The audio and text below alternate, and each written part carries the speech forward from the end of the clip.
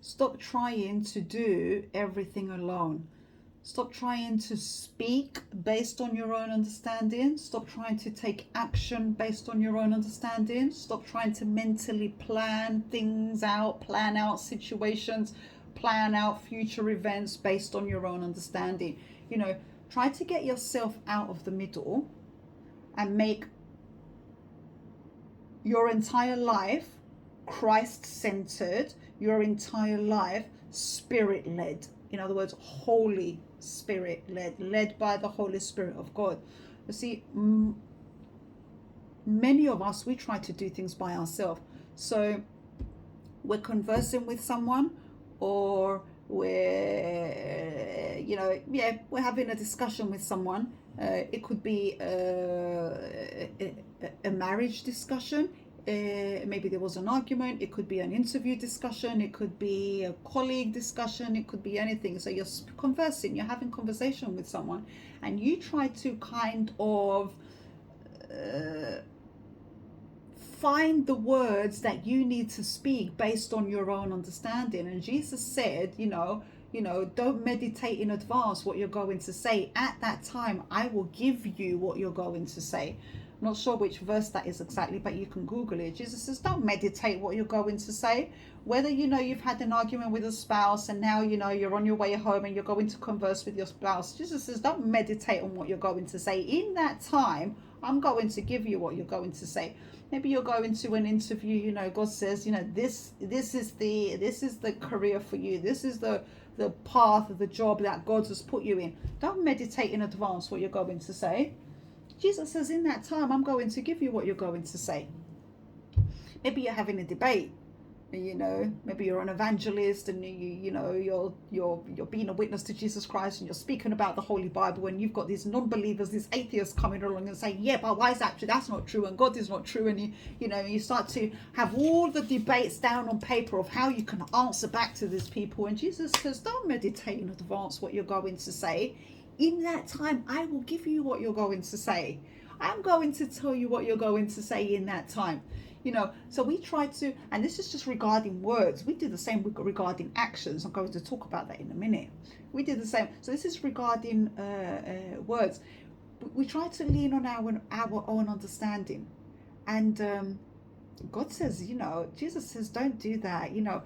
Make Jesus Christ the center. Make everything, spirit-led. When we try to say something based on our own understanding, whether it's to change someone's mind, whether it's to introduce them to Jesus Christ, whether it's an interview, whether it's to mend a broken marriage, whether it's to speak with your children, maybe they're a bit rebellious, or these are just some examples I'm throwing at you. When we try to speak based on our own understanding, we could say 100 words and no change will be made. Why? Because these words are coming from us. They're coming from their own mental conditioning. They're coming from us. They're not filled with the life of Jesus Christ. In other words, they're just empty words. That's what they are. They're just empty words. Jesus is not in those words for those words to have life. For Jesus says, I am the life. I am the life. So if Jesus is not in those words, if Jesus is not the one giving you those words, who is the life, then those words have no life, which means they are just empty words. They are dead. If you're speaking dead words to a situation, how can you see change in that situation? If you're speaking dead words to a situation, how can that situation come alive? If you're speaking dead words, regardless of how much you think those words are so loving, if you're speaking dead words to a dead marriage, how can that marriage change and come alive? If you're speaking dead words to rebellious children, if you're speaking dead words to an addict, if you're speaking dead words to a sinner, if you're speaking dead words to an atheist, maybe you're an evangelist or whatever, evangelizing, you're speaking dead words based on your own understanding to an atheist. How can you expect that person, that situation to change? You're feeding them dead words. Since when do you feed something dead to something for that something to come alive? It doesn't work that way. But a lot of people don't see it that way. But that's just how it is. And that's words. Well, let's convert that to actions now. A lot of people do the same thing with their actions. So they're having marriage problems, so they go and take a gift to the spouse. But that action again is coming from you. It's not Christ-centered and it's not spirit-led. In other words, is Christ at the center of that action? Is that action spirit-led? Is the Holy Spirit leading you? Did the Holy Spirit tell you to take the action? That's what it means to be spirit-led. Did the Holy Spirit tell you to take the action? Is Jesus at the center of the action? In other words, I'm doing this action because it's led by the Holy Spirit and because Jesus Christ is in me, in this action, and you're giving Jesus Christ to that person. Jesus needs to be at the center. Or is this action just so... That's just to keep the spouse's mouth shut. But you're coming all smiley, yeah, hey honey, and that's just to keep the peace in the house. This action is dead. This action is dead. When it's coming from your understanding, when it's coming from your thinking, do not lean on your own understanding. It's coming from your mental conditioning, or it's coming from the influences of the world. Well, I saw that done in a movie, or my neighbor did that with their spouse, or I saw it done over there, or it's a tradition that's held over there, or whatever. These are not Christ-centered. You see? Or it's an idea that someone gave me. That's not Christ-centered. This is coming from your own understanding, or it's coming from influences of the world. In some cases, it could even be coming from Satan himself. Satan can plant ideas in your mind. These things can even come from Satan himself. Satan's not going to come in and say, whoa, look, I'm the devil, I've got red horns, or whatever he looks like. He's going to come in as something peaceful. He's going to come in as love. He's going to come in as something you like, and so on and so forth. That's called deception. It's where it deceives you. It lures you in. It's like a seductive lure in. And a deception means you're being lied to and you don't know. You see, that action that you're doing is not going to change the situation. It's not going to change the person, because it's not Jesus Christ. If it's not Jesus in you, leading you to take that action, then that action is a dead action. Although you might think it's an action of love, it's a dead action. And it won't produce change, neither in the situation, neither in that person, or in any of that. But when the action is Christ-centered and spirit-led, in other words, Jesus Christ is in your heart, Jesus Christ is in your mind, Jesus Christ is at the center of everything, and it's led by the Holy Spirit, go and do that action. So you're sensitive and obedient to the Holy Spirit. So the action is not coming because something I heard, something I saw, my own understanding. The action is coming because the Holy Spirit said to me, go and take that action. Anything apart from that, you shouldn't be taking any action, even if the action seems to be an act of love. But when it's Christ in your heart and it's led by the Holy Spirit and you are being led, go and take the action, then the Jesus Christ in you, Jesus says, I am the life. Life. So the Jesus Christ in you is what is taking this action, bringing life to that action. And as you give this gift, and the person receiving the gift is receiving this life, Jesus can come to somebody through words, through an action, through a gift that you're giving. This is why it must be Christ-centered. This is why it must be spirit-led. But it's not just a gift. It could be another action for someone. Well, I see you've got quite a bit on your plate. Let me help you out with doing this, taking this task off your hands and, doing this task for somebody. It could be something that you're helping, a good deed. It could be someone you're helping, something you're helping someone with. So it doesn't necessarily just mean it have to be a gift. But again, someone could have a lot of things on their plate, and then you, based on your own understanding, or based on what you saw there, or based on what you heard there, or say, well, okay, well, let me take this task of their hands to lighten their load. Then it's not spirit-led. It's not Christ-centered. Although you might think it's a good deed and so on and so forth, it's not led by the Holy Spirit. If it's not led by the Holy Spirit, then don't do it. You know, because you never know that in the action where you're actually thinking you're doing good, that person might not appreciate it. So now guess what? You've got resentment. I resent what I did now. I resent helping you out. You see, when it's not led by the Holy Spirit, don't do it. Even if it looks like a good act, even if it looks like an act of kindness, even if it looks like an act of love and so on and so forth, don't do it. It needs to be led by the Holy Spirit. Do you not think that if the Holy Spirit of God saw fit for you to perform that action, do you not think the Spirit would have led you to take that action? Of course it would have. Of course it would have. But he didn't.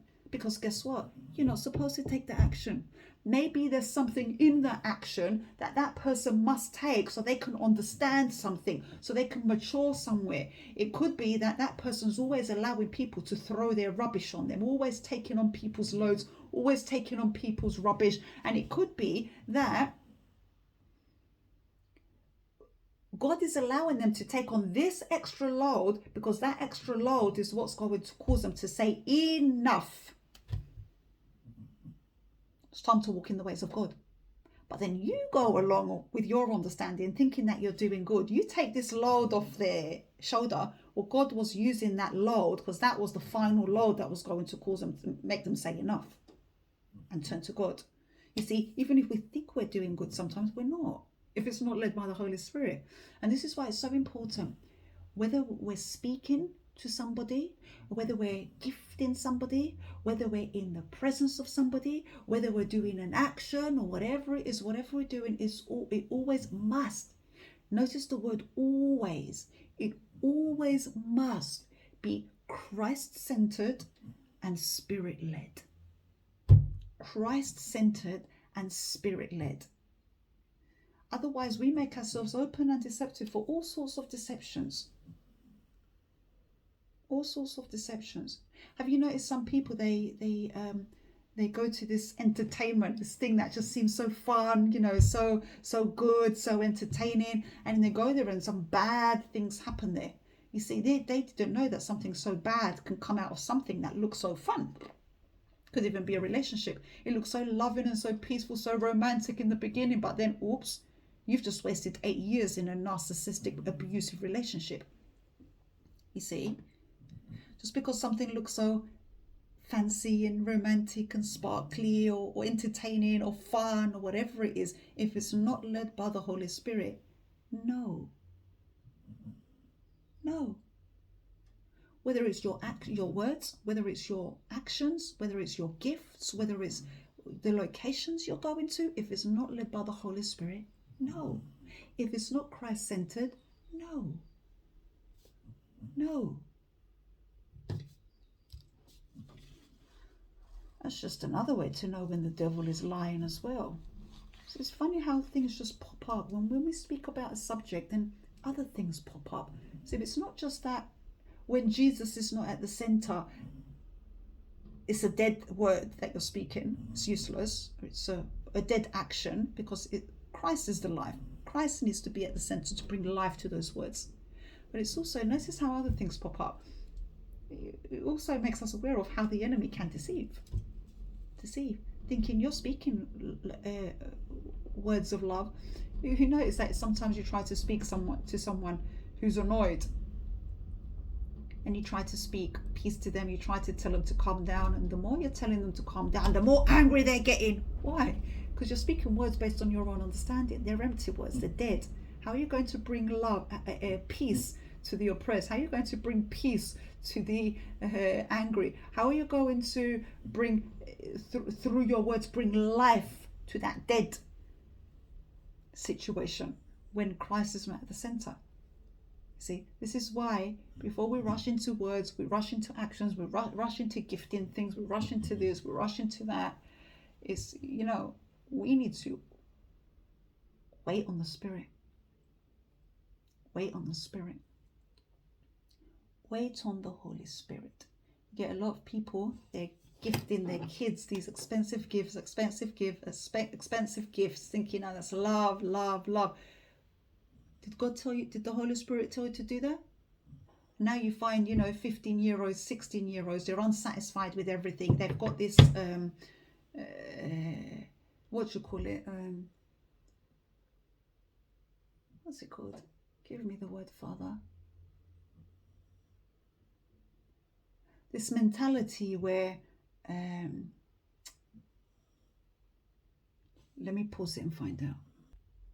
Right, they've got this entitlement mentality. It's like, I'm entitled to it now. And when you don't do it once, then well, you should have done it. I'm entitled to it, and disrespect and so on and so forth. And this comes from, they think they're doing an act of love, but if it's not Christ in that to give life to that, then it works against people. What am I going to title this video now? Anyway, my book can be purchased below. Who is God? Donations can be made below. It's still a donation to the ministry purchasing the book, so I thank you all for purchasing my book. More books are coming. For those who need deliverance or prayers, email us using the email below. Until next time, God bless you, and the peace of Jesus with you.